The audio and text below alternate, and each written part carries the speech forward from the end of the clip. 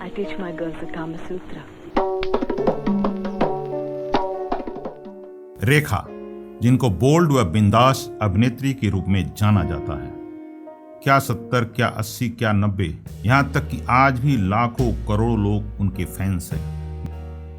हिंदी फिल्मों की बेहतरीन अभिनेत्री माने जाने वाली रेखा ने अपने कैरियर की शुरुआत 1969 में बाल कलाकार के तौर पर तेलुगु फिल्म रंगुला रतलाम से की थी। इसके बाद बतौर मुख्य अभिनेत्री उनका डेब्यू सावन भादों से हुआ। रेखा अब तक अपने 40 सालों के लंबे फिल्मी करियर में लगभग 180 से ज्यादा फिल्मों में काम कर चुकी हैं, जिनमें उन्होंने कई दमदार रोल भी किए और कई मजबूत फीमेल किरदार को भी पर्दे पर बेहतरीन तरीके से पेश किया, जिसके लिए उन्हें 2 बार सर्वश्रेष्ठ अभिनेत्री, 1 बार सर्वश्रेष्ठ सह अभिनेत्री और 3 बार फिल्म फेयर पुरस्कार मिल चुका है। फिल्म उमराव जान के लिए उन्हें सर्वश्रेष्ठ अभिनेत्री का राष्ट्रीय फिल्म पुरस्कार भी मिल चुका है। रेखा शुरू से ही खुले स्वभाव की रही हैं। उन्होंने फिल्मों में एक से बढ़कर एक बोल्ड किरदार निभाए हैं। जैसे साल 1969 में उनकी एक फिल्म आई अनजाना सफर, जिसके एक किसिंग सीन के विवाद के चलते वह फिल्म रिलीज नहीं हो पाई। बाद में इसे 2 शिकारी के नाम से रिलीज किया गया। 1970 में रेखा की 2 फिल्में रिलीज हुईं, तेलुगु फिल्म अम्मा कोसम और हिंदी फिल्म सावन भादो, जो उनकी बॉलीवुड में अभिनेत्री के तौर पर डेब्यू फिल्म मानी जाती है। सावन भादो हिट रही और रेखा रातों रात स्टार बन गई। बाद में उन्हें कई फिल्मों में रोल मिले, लेकिन उनमें वे एक ग्लैमर गर्ल्स के सिवाय कुछ नहीं थी।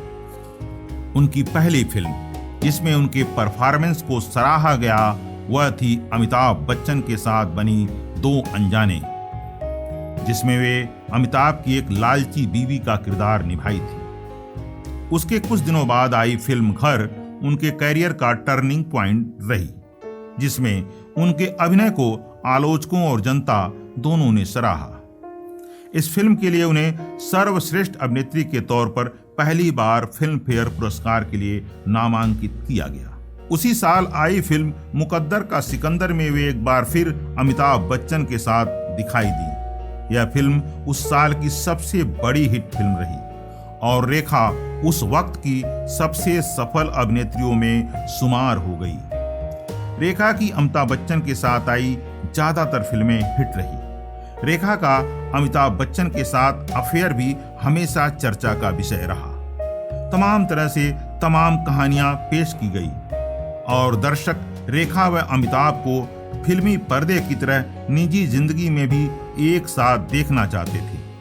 लेकिन यह बात यहां आकर रुक गई कि अमिताभ रेखा से मिलने से पहले ही जया भादुड़ी से शादी कर चुके थे, इसलिए मामला ज्यादा आगे नहीं बढ़ पाया। हाँ, दोनों के अफेयर और रोमांस के चर्चे हमेशा सुर्खियां बटोरते रहे। कुछ इसी तरह की कहानी है फिल्म सिलसिला की, जिसमें जया अमिताभ की पत्नी रहती हैं और रेखा उनकी प्रेमिका। इस फिल्म को दर्शकों ने खूब सराहा, खूब प्यार दिया।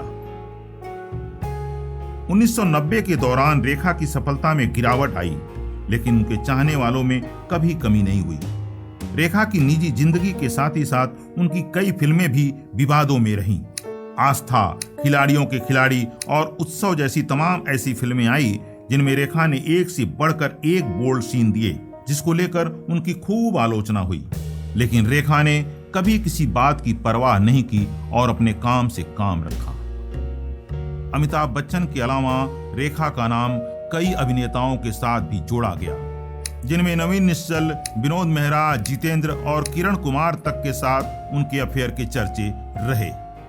यही नहीं, रेखा का नाम 90 के दशक के अभिनेता अक्षय कुमार के साथ भी जोड़ा गया। फिल्म खिलाड़ियों के खिलाड़ी में उन्होंने अक्षय कुमार के साथ ऐसे ऐसे सीन दिए कि लोग हैरान रह गए। अपने कई दशकों के लंबे फिल्मी कैरियर में रेखा ने कई फिल्मों में कई बोल्ड सीन दिए, लेकिन उन्होंने 1996 में एक ऐसी फिल्म में काम किया जो बोल्ड सीन की वजह से आज तक रिलीज नहीं हो पाई। वह फिल्म थी मीरा नायर निर्देशित कामसूत्र, जो उस वक्त की सबसे बोल्ड फिल्म मानी जाती है। फिल्म को लेकर बहुत हंगामा हुआ, लोगों को अंदाजा तक नहीं था कि बड़े पर्दे पर उन्हें इस टॉपिक पर भी फिल्म देखने को मिलेगी। फिल्म में रेखा एक कामसूत्र शिक्षक राज देवी का किरदार निभाई थी, जिसमें वे लोगों को काम कलाएं सिखाती नजर आती हैं। वैसे रेखा इससे पहले भी कई फिल्मों में बोल्ड सीन दे चुकी थी, लेकिन कामसूत्र जैसी फिल्म में काम करके उन्होंने वाकई सबको चौंका दिया था। कामसूत्र पूरी फिल्म ही बोल्ड सीन से भरी हुई थी, जिसके चलते वह कभी सिनेमाघरों में रिलीज नहीं हो पाई। वैसे नौजवानों में इस फिल्म को लेकर काफी उत्साह था, लेकिन विवादों के चलते फिल्म कभी रिलीज नहीं हो सकी। तो दर्शकों, अगर आपको हमारी ये कहानी, हमारी ये जानकारी पसंद आई हो तो आप हमारे चैनल को सब्सक्राइब करें, ताकि हम आगे और भी कई कहानियां, कई अनसुनी कहानियां आपके सामने लेकर आते रहें। धन्यवाद।